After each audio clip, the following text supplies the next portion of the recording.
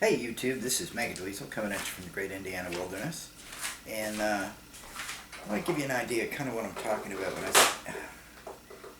One of the places during my military career that I had a chance to visit, actually on multiple occasions, was Germany, and Germany actually was a hell of a lot of fun.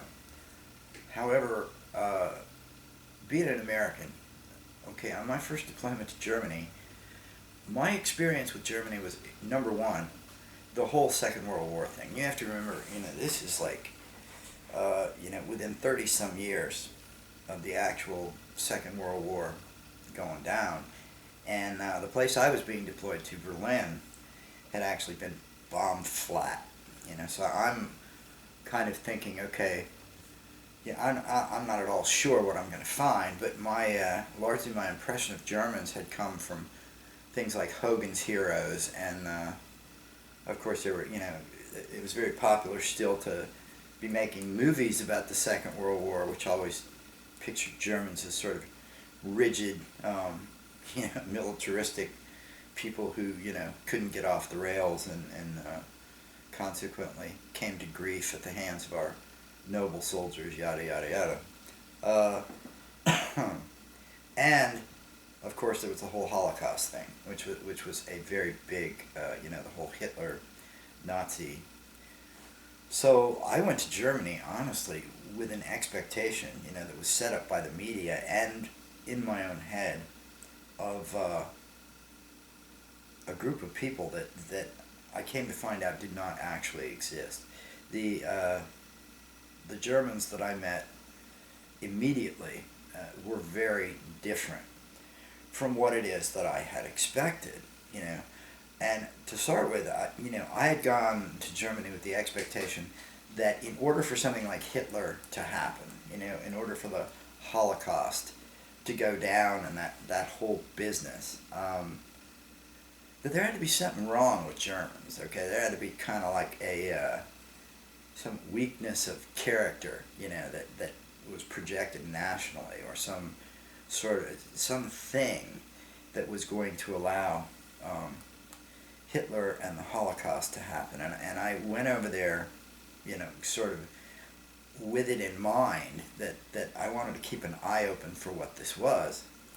And the longer I stayed, the more it scared the crap out of me, because there was no such, weakness of character. There was, the Germans were very much, a strong, proud people who, although the Second World War had gone down, they were not in any way the robots or the militaristic fiends that I had sort of come to expect. They were in fact very nice people, very well mannered, and the thing that you got really fast, okay, was that their system of etiquette and their system of doing things is built on the fact that you've got a whole lot of people in a very small space. Most Germans lived in apartments.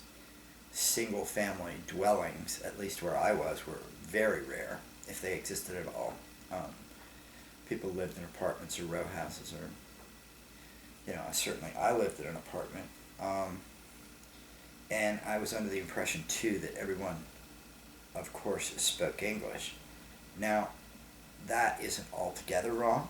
Most of the people that were there did speak English.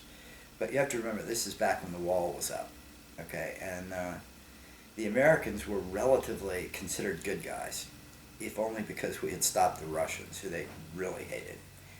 And so I never had a problem with, I never actually felt resented. People were always very nice to me. I would go shopping, with my few phrases of textbook German that the Army gives you. Crap like, this is my dog Bruno, and, my heating system is not in order, which does you no good at all. And you go out and basically you go out prepared to make a fool out of yourself.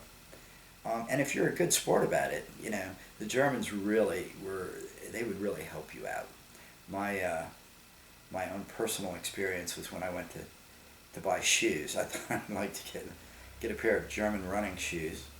And so I went into the store armed with the phrase "Ich möchte eine Schuhe kaufen," and which I immediately whipped out, and the little girl who was confronting me there sort of smiled, and she says, "Ja, möchte den links oder recht?" What I had asked for was, what I had in fact said was, "I would like a shoe, please," and or I would like to buy a shoe, and the young lady had said, "And would you like the right or the left?" At which point, she called one of her buddies over from there in the store, and they both proceeded to teach me how to buy shoes in German. And it was all great fun. I was kind of the goat, but it was really okay. And this to me is kind of the important thing. In this day and age, people get the idea that Americans are mean. That we're rude, that we're abrasive, that we're. I know a lot of Americans that are good sports. You're naturally, you go to a foreign country, and you're a little bit on edge, and Americans sort of confront, anxiety for some reason with being aggressive, which is an unfortunate tendency. But yeah, I found more and more, okay, that if I attempted to approach people by speaking German, okay, their English was almost always better than my German, and they were more than willing to help me out. You would get like a whole seat, in the subway, which they call the U-Bahn. You get a whole seat full of people, some on your right, some on your left, basically arguing back and forth about the best way to teach you, how to go get a real, German meal and where you should go. And it was like, it was very, I had a great time, okay?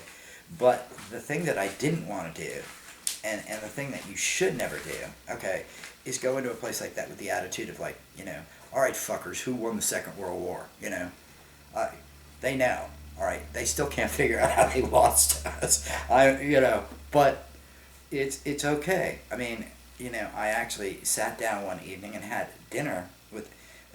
Another interesting thing is if you sit down with two people at a table that is set for six, the owner of the guest house, who sort of acts as the maitre d', will seat four more people at the table.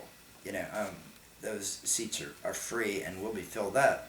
So you get to sit with a lot of interesting people. And I sat with a German dentist one night, an older fellow, and you're kind of expected to converse, and I was doing the best that I could, and it came up in conversation that he had in fact been a soldier too, and that he had been a fighter pilot during the Second World War, which my father was also a fighter pilot during the Second World War. I figured I was on safe ground because my dad had fought the Japanese. Well, but this fellow, no hard feelings whatsoever, pointed out that perhaps your father was the one who shot me down. I said, okay, I mean, like, no hard feelings. It was great. I mean, and the thing is, all right, and I would just like to say, I mean, there are people in Germany that are running around with the misconception that we carry M16s. I mean, the civilians, okay, that people are walking around over here heavily armed, and that basically, this place is a bloodbath, of crime and drugs, and hey, talk to folks, okay? See if they'll talk to you. I don't know. Maybe a German will see this and say, yeah, I remember you. You're a real doofus falling up and down the streets of Berlin.